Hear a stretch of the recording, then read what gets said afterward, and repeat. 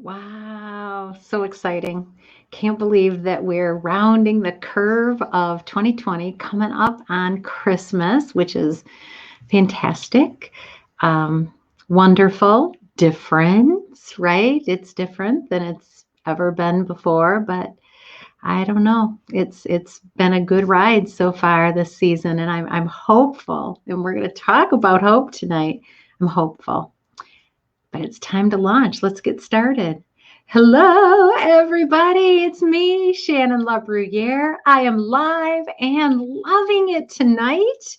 Welcome to Sunday Night Live, where we equip you to thrive and change the change you wanted and the change you didn't want. And I'm not going to lie, lately, we've been talking a lot about the change we didn't want. Because there's a lot of change going on that none of us asked for or wanted. But coming up in 2021, we're going to do some talking about the changes we want and how to design those changes and how to deal with the eventualities of the change that we design. Because change is always surprising. I love the highs and hellos. So, Carol, welcome. And Denise, glad you're here. Lots of smiles going on. If you're tuning in and you haven't said hi yet, be sure to drop it in the comments. And if you're new to Sunday Night Live, by all means, tell us where you're from. Hey, Samantha, I'm glad you're here. Yeah, this is going to be a great conversation tonight about hope. Hope is one of those critical things that we as humans have to have. But if we're not wise about how we hope, where we put our hope, it can actually cause us more harm than help. So we're going to talk about what does good hope look like? And so our hashtag today is hashtag find the beauty. The thrive change that we're going to dive into today is find the beauty. Hi, Corinne. Welcome. Welcome, everybody. And before we jump into our topic of hope, I want to remind you that you can go to thumbroastcoffee.com and get the world's best coffee. It really is the world's best coffee. And you can get it online, order it and have it sent to yourself or to someone as a gift. And if you use the code THRIVE, THRIVE, when you check out, you will save 15%. And that, my friends, is a great deal. I recently received some Thumb Roast coffee as a gift, and it thrilled me and warmed my heart. I just can't tell you how awesome it was, because I had been drinking what I sort of refer to as dishwater from the grocery store because I hadn't gotten my order of Thumb Roast coffee yet. And it was just such a wonderful surprise to get some delicious, look forward to drinking it in the morning coffee in the mail. So if you want to surprise somebody and make them feel great, go to thumbroastcoffee.com. You'll get 15% off and you are going to make their day for sure. All right, so let's go to our hashtag. Our hashtag is Find the Beauty, and we are talking about hope. So, hope is not having a positive attitude, although a positive attitude is a good thing to have. But hope is different than that. Hope is actually one of the keys that we have to happiness. It's one of the keys that we have to contentment. It's one of the keys that we have to resilience in the midst of changes, great and small, and any challenges that come our way. Hope is this overall idea that says, I'm going to make it through this. I'm going to make it out on the other side. I'm going to make it. That's what hope says. In a nutshell, I'm going to make it. I'm going to be all right. Hope is critical to our ability to be resilient and bounce back. So we know that hope is a really positive thing. And I want to talk a little bit about what resilience is, because hope and resilience are linked like this. They're just hand in hand. They're best buddies. Hope is a critical part of resilience. And resilience is like, oh, and I don't have my rubber band here. I usually have a big rubber band right by my computer. Resilience is our ability to stretch and then rebound, stretch and come back, stretch, and stretch. And change has a way of stretching us. And resilience says we get stretched, but we come back. We don't get stretched and break and snap. Resilience is when we get stretched, but we come back. We've got this flexibility as part of our posture, as how we show up. We show up flexible. And certainly Sunday Night Live is a huge part of all of us being able to stay flexible. The principles that we talk about contribute to resilience, and resilience is a key part of hope. So this is what resilience is. Resilience, let me see. I want to find my note so I say this right. All right. It's the ability to remain calm in the face of disaster. It's the ability to cope with problems and setbacks in a way that allows us to face forward and move ahead. So, key component of resilience. Now, resilient people are able to use our skills, our abilities, our strengths, our support network to help us cope and recover from the problems and challenges that come our way. So resilient people are able to use all the tools, things like the principles we learn here, things like the support network that you might have at church or in your friend group or on your rugby team, wherever that may be. So resilience is this ability for us to use whatever tools and strengths we have at our disposal to allow us to cope and recover from challenges and problems that come our way. So pandemics, number one on the list of challenges and problems. It's something we all are experiencing. And some of us, many of you, have just thrived. You've grown, you've prospered, you've gotten stronger because you're resilient, And that resilience leads to hope. It breeds hope. Having hope, a person who has hope is experiencing the same challenges, the same grief, the same sadness, the same anxiety that everyone else is experiencing. But the person who has hope, that resilient person who has hope that things will be better and that they will come out of it better, those people experiencing the same challenges, but they come out on top. It's not that they're immune to it. It's not that they're lucky. It's not that they're lucky. And so if you're looking around and seeing somebody that maybe you're envying them and thinking, how come they're doing so good? How come they've got such a great attitude? How come they're so happy? I want you to take a step back and realize they're going through the same problems and challenges that you are. I am going through the same problems and challenges as you are. I was talking to a couple of clients this week and had to share with them every couple of days, I have a hissy fit about COVID. I just have a hissy fit about it. I am tired of it. I want it to go away. I want things to be normal again. And then I take my deep breath. I get over it and say, all right, I'm facing forward, moving ahead. We're going to make it through this.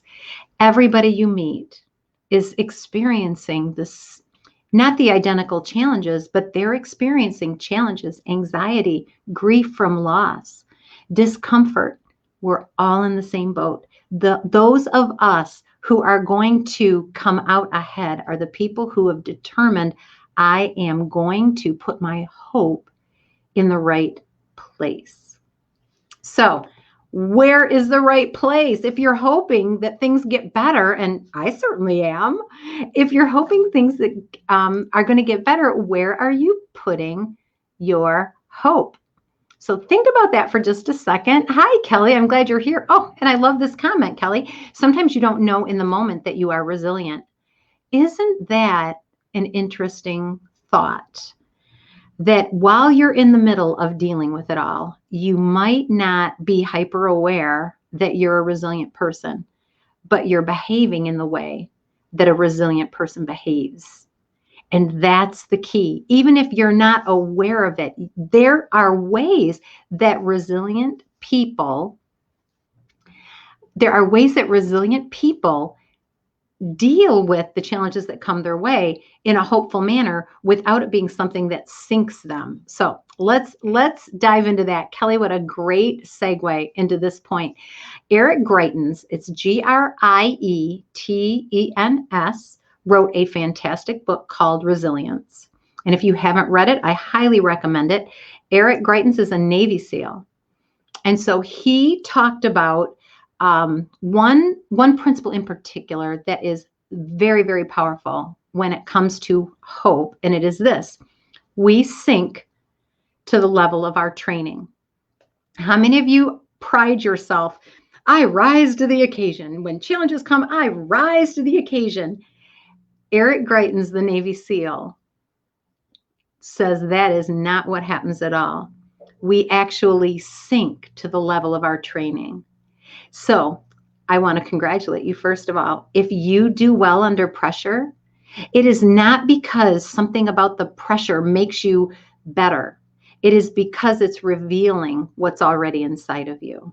If you have dealt with the challenges that have come your way over the last 6 or 8 or 10 months, and you've done it in a way that allowed you to be positive, forward-facing, moving ahead, if you have done that, it is because that was what was in you. You were already prepared for that. That's why being faithful in our personal growth is so important, because we sink to the level of our training when the troubles come. And if we want to be hopeful people, we have to be prepared by exercising those qualities that position us as hopeful people and resilient people. Does that make sense? Let's see what you got to say. So Carol quoted me, "Where are you putting your hope?" This is another thing that Eric Greitens said. He said this. He said, there were people, he was a POW for many months. I think it might have even been years. So he was a POW, prisoner of war. Terrible, terrible experience. He said that his fellow captives, his fellow soldiers, his fellow SEALs that were captured, he said if they put their hope in the wrong place, they were doomed. They actually died. He said the guy who said, we are going to be out of here by Christmas, I know it, I know it, I know it, and he put all his hope into being out of that situation by Christmas, that guy didn't make it after Christmas came. People died because they put their hope in this specific outcome that was outside of their control. So that, my friends, is one of your keys. Hope cannot be in specific outcomes that are outside of our control, because we cannot guarantee what tomorrow holds. I wish I could guarantee that 2021 was going to see us emerging from this pandemic, being able to resume life like it was before, but even better. But I can't guarantee that. So if we aren't going to put our hope into a guaranteed outcome that we actually can't guarantee, where are we going to put our hope? A lot of this centers around our core beliefs. What do you believe? What do you believe about your life, about your purpose, about why you're here on earth? I can't tell you what your core values are, what your core beliefs are, but I can tell you what mine are. And these are the core beliefs that allow me to be hopeful, not in specific outcomes, but hopeful that I will overcome. I will make it. I don't know how long it will take. I don't know what it's going to take. I know there will be surprises, but whatever comes my way, I will make it. And these are some of the core beliefs that I have that allow me to know that 100% fully. The first one is this: there is always beauty. We just have to look for it. Hashtag find the beauty. There is always beauty. We just have to look for it. When my mom was diagnosed with cancer, she was with us for a few months after she was diagnosed. And it was a very difficult time. It was very, very sad when we lost her. It is still one of the saddest things that's ever happened to me. And I miss her every day. And I miss her more every day, which I didn't expect. But that's a topic for another time. But my mom was very sick, and it was a terrible experience. And I had to take time off of work. I had to navigate appointments with her, insurance with her. I had to translate doctor speak with her. This was the reality. It was inconvenient. It was frustrating. It was terrifying. It was exhausting. Anybody been through unwanted change that feels like that? Inconvenient, frustrating, terrifying, exhausting, challenging. That was real. That was real. But this was also real. Her trust in me was a gift. We had a lot of time to have meaningful conversations. I was grateful that my work situation allowed me to take the time off so that I could accompany her and accommodate her as she went to treatments and to the doctor. I was so grateful that I'm intelligent and I could understand what the doctors were trying to tell us. Even when she was distracted by her fear, I was able to listen and understand and translate that for her and my stepdad. Both of those things were true. Both those things were happening at the same time, but we can feel more than one thing at a time. Yes?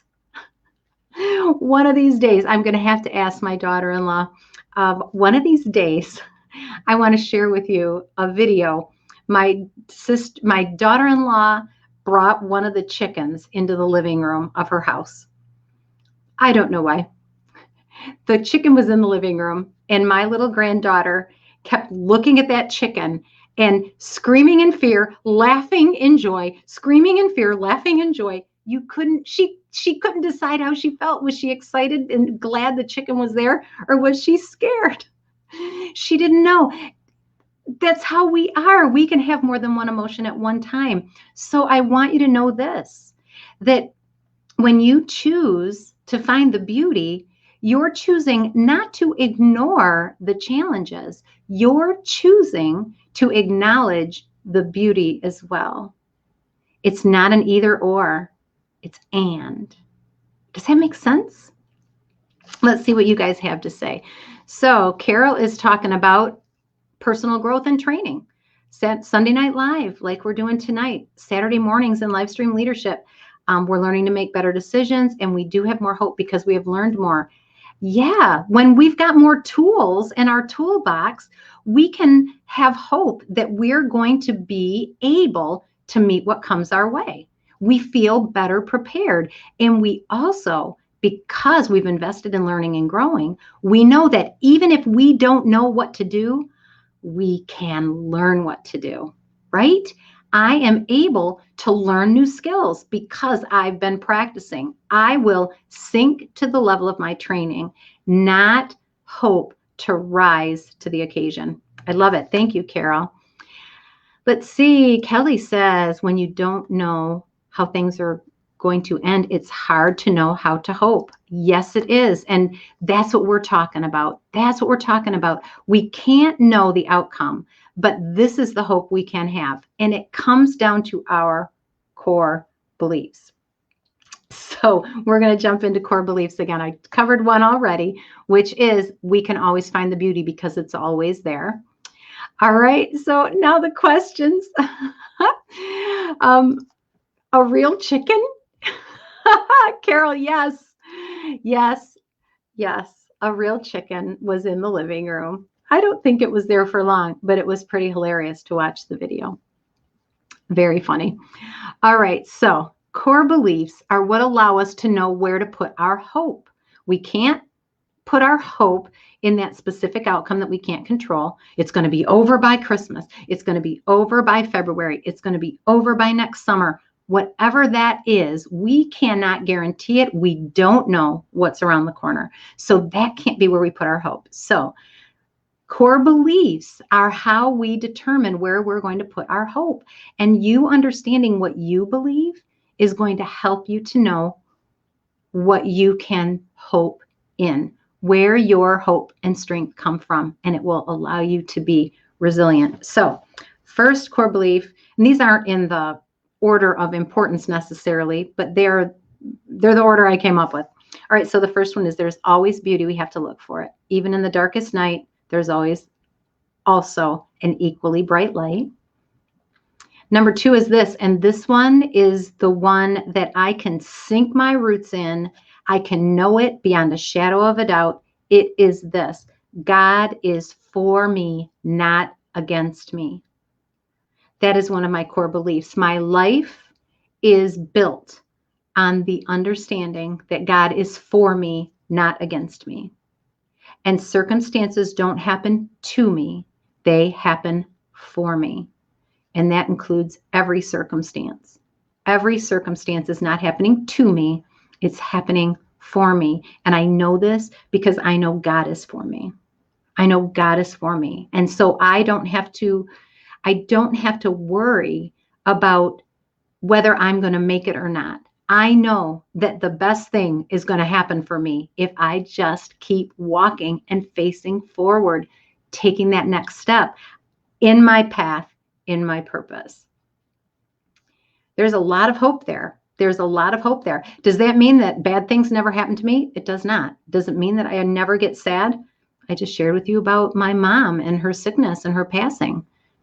It does not mean that I don't have sadness. It doesn't mean that I never get sick. It doesn't mean that I'll never die. What it does mean is that I know that there is always something good ahead of me, and I intend to keep walking toward it. Bottom line, my hope derives from the belief that I will overcome obstacles and be better for it. My hope does not come from the belief that certain things are going to happen.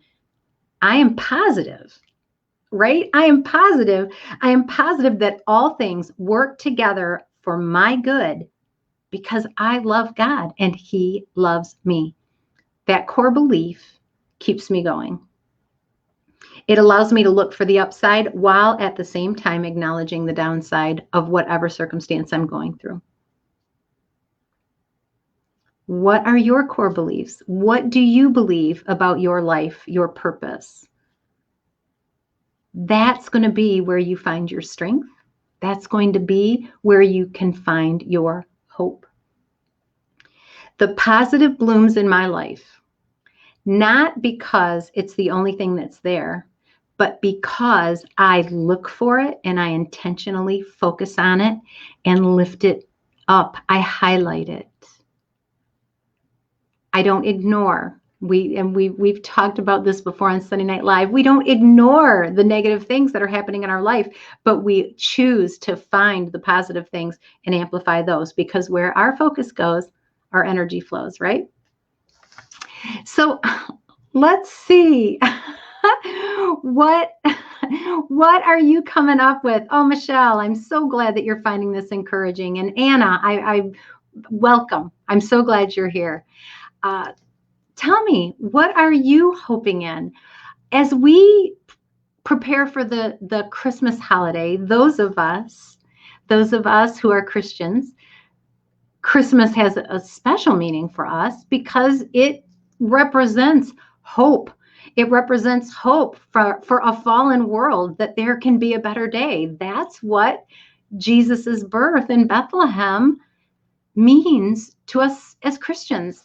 There is hope, not hope of a guaranteed outcome that I know exactly what's going to happen next week or next year, but hope that I have a purpose. I've been called for a reason, that there's a God who loves me, to be with me, to live a life like I live, so that He could say, I can relate. That is a beautiful, beautiful symbol of hope. And Christmas is, above all else, a season of hope. And we hope for peace. We hope for peace of mind. We hope for peace among our relatives. Lord, don't let them argue, right? There's so much hope during this season, and I want you to have hope as well. We're preparing for a new year.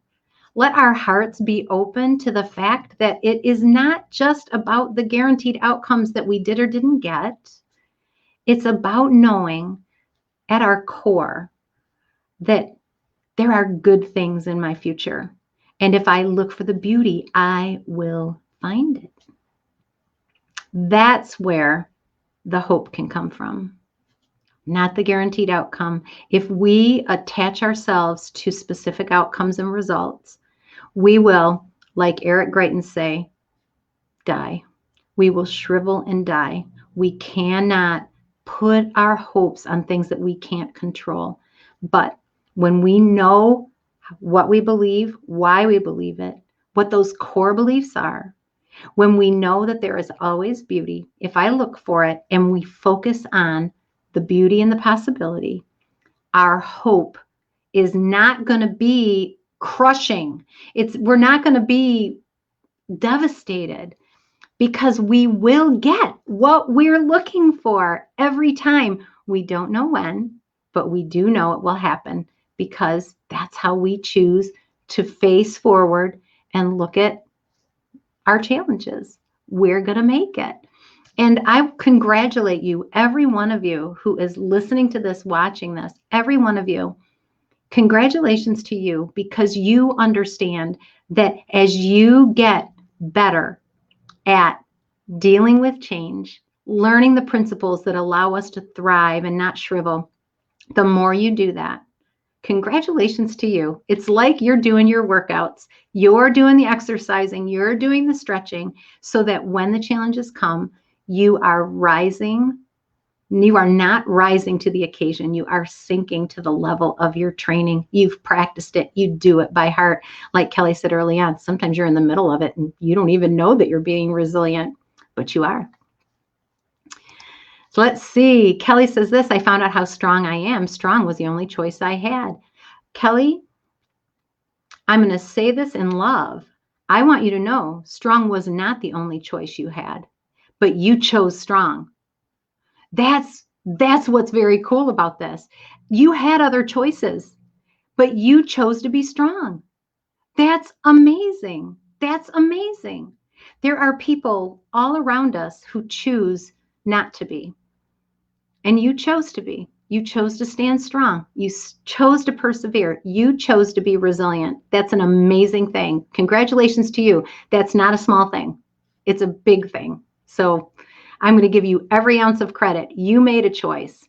You chose to be strong. And that's why you're continuing to thrive and move forward. It's amazing. Carol says this: there are good things in our future. Such great advice tonight. Yeah, there's good things in our future. Missy, okay, everybody write this down, because this is a great, great, great thought. I love this thought. Missy says this: I am bound by expectations and freed by hope. I am bound by expectations, but freed by hope. Those expectations that say, you know what, I expected all these things to happen and they didn't, and now I'm disappointed, right? All disappointment is unmet expectations. But when we are living in hope, it frees us to be able to exercise and stretch and pursue the good, because we see it, because we've looked for it. Hashtag find the beauty. And Carol's got a scripture here for those of you who are Bible fans. Philippians 3:14. I press toward the mark. Yeah, I press toward the mark of the calling of Jesus Christ on my life. That's one of my core beliefs. That's one of Carol's core beliefs. What core beliefs do you hold that allow you to be able to have unshakable hope that good things are ahead for you? That's where you put your hope. That's where you find your strength. Any questions or comments as we wrap up this last Sunday Night Live before Christmas? I'm so excited to be able to have a lovely few days of rest and let me see, what's the word I want to use? Thoughtfulness, being intentional and being thoughtful. Next Sunday, we're going to talk a bit about getting ready for the new year. What should we do to prepare ourselves for the new year? And I'm here to tell you right now, I don't think I'm going to crush your heart. It's not about making resolutions. That's not what we're going to be talking about. We're going to be talking about how to prepare ourselves and what actions do we need to take? What thoughts do we need to have? What stance do we need to assume as we look into 2021? Because I'm here to tell you, my hope is high. My hope is high for you in 2021. My hope is high for you tomorrow. Just so you know, I'm not waiting until 2021. We talked about that a few weeks ago here on Sunday Night Live. But my hope is not being postponed until January 1st, 2021, when that calendar turns over. Oh, no, no, no. Oh, no, no, no. My hope for your good things starts right this minute. Right this minute. Kelly says, I wish I was here 13 years ago. I learned so much each week. You know what's beautiful, Kelly, is we always get where we're supposed to be right on time. This is right on time for you. Whatever lessons any of us have learned up to this point, when we get that new awareness and we go, oh my gosh, I didn't realize that. All of the lessons and steps that we took to this point, all were for our good. They all had a lesson in them.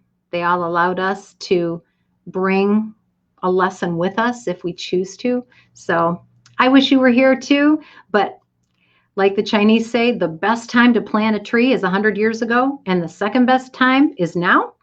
Same thing with learning to thrive and change. The best time to do that is 25 years ago, and the second best time is today. So for those of you who are new here, thank you. For those of you who know somebody who could benefit from the kind of principles and hope that we talk about on Sunday Night Live, I encourage you, invite somebody to go like the Thrive and Change page, follow it so that they can see when we go live. It'll be a strength for them. And as they grow and get stronger, that will enlarge your group, your support system of people that you know are on the move, facing forward, filled with hope for what's to come. With that, my friends, I say God bless you. Have a very Merry Christmas. I look forward to seeing you again next Sunday. And until then, bye.